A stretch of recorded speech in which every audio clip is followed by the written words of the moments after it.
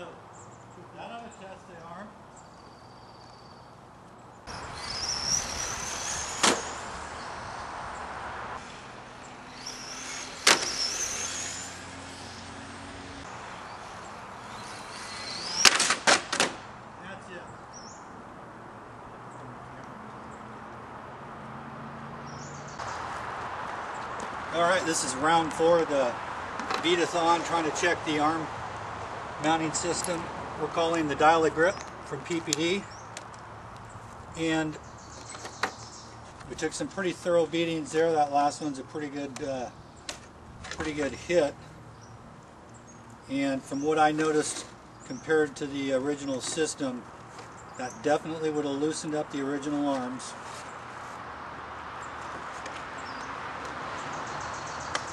And we'll check this thoroughly 2 directions to make sure there's no movement.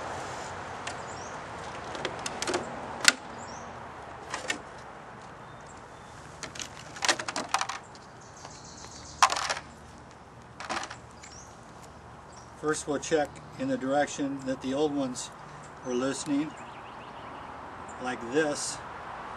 0, doesn't budge.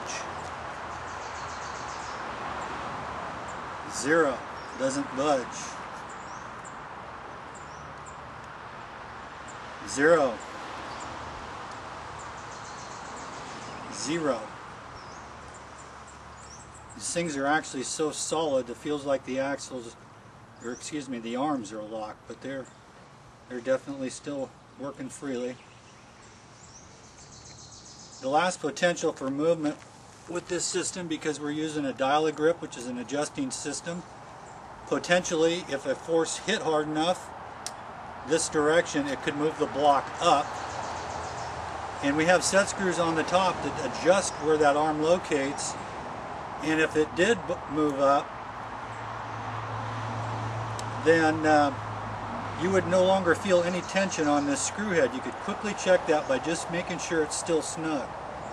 We don't reef these down, we just bring them down to touch and just give them a little more, just to help hold the bolt head. You don't want to strip the screw out. That one is tight.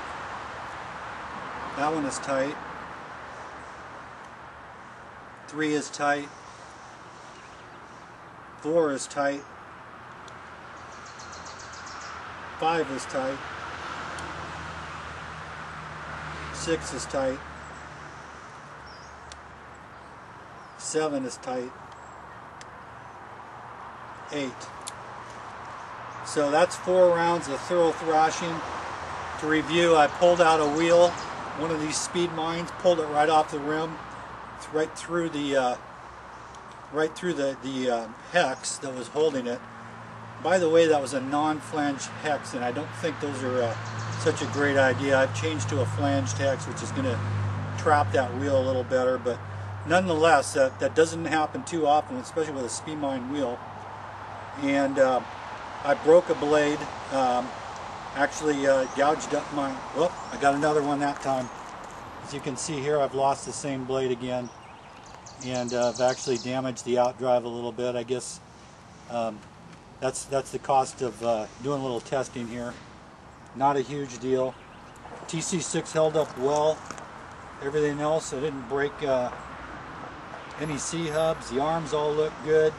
Shocks, everything seems to be working functionally just fine. So real happy with this system, and we'll definitely be releasing this real soon. You can check for updates on when we release that on PPDBillet.com. Thank you.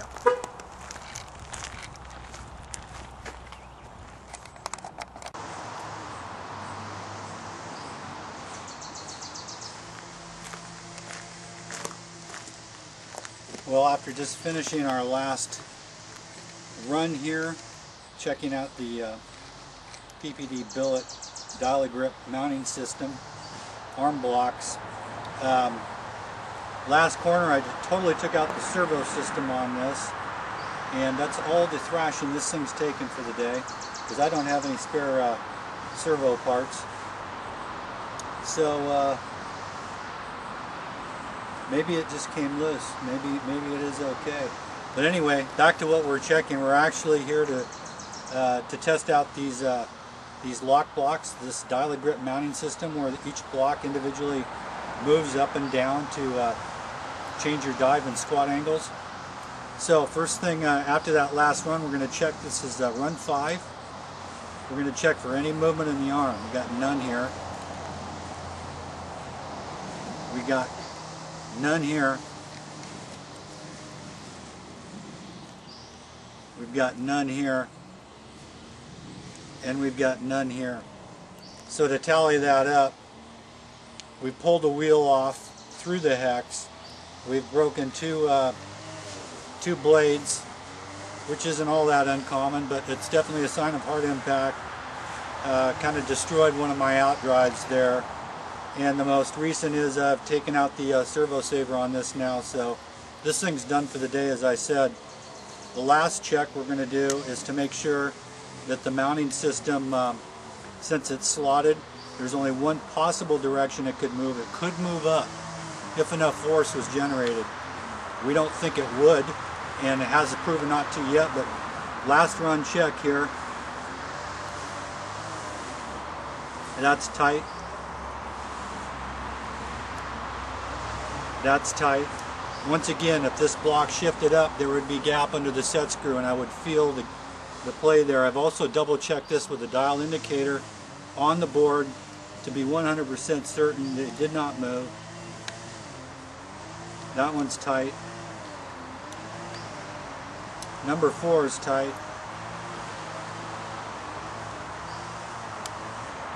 5 is tight. 6 is tight. 7 is tight. 8 is tight.